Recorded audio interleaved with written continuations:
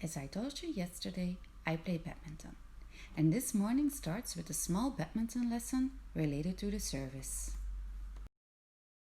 First, there is a short service, and you can see it on the picture. In this case, the shuttle flies just above the net and lands in front of your enemy. Second, there is a long service, which is usually executed when you want the shuttle to land at the back end of the court. Imagine that you are a lecturer in physical education and movement sciences, and that your students need to be able to shoot short when they play badminton after they follow your course. The teacher decides to give a lecture about how a badminton service looks like.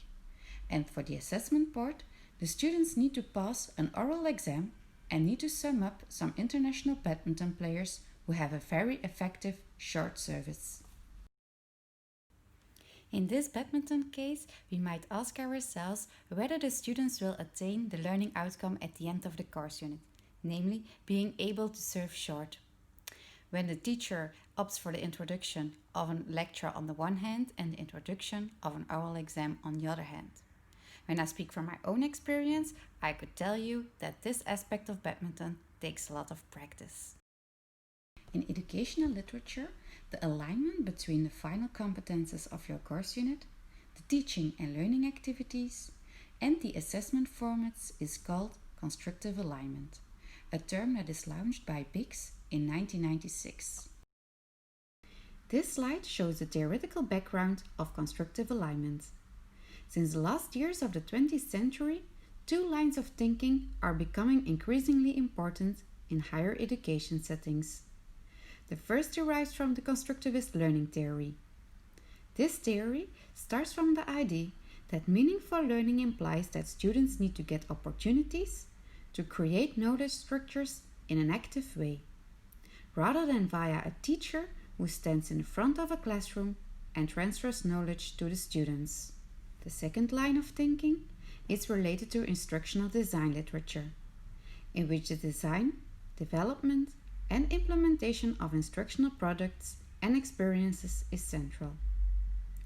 This implies that instructional designers need to determine the state and needs of the learners, need to define the end goal of instruction, need to create an intervention, and need to make sure that the outcome of the instruction is directly observable.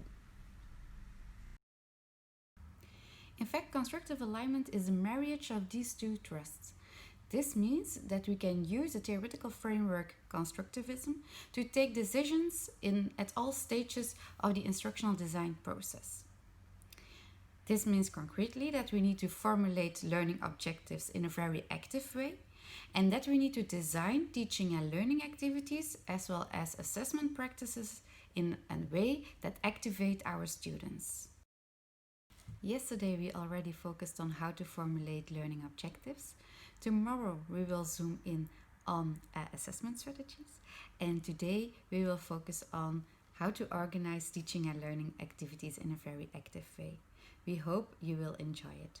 Good luck.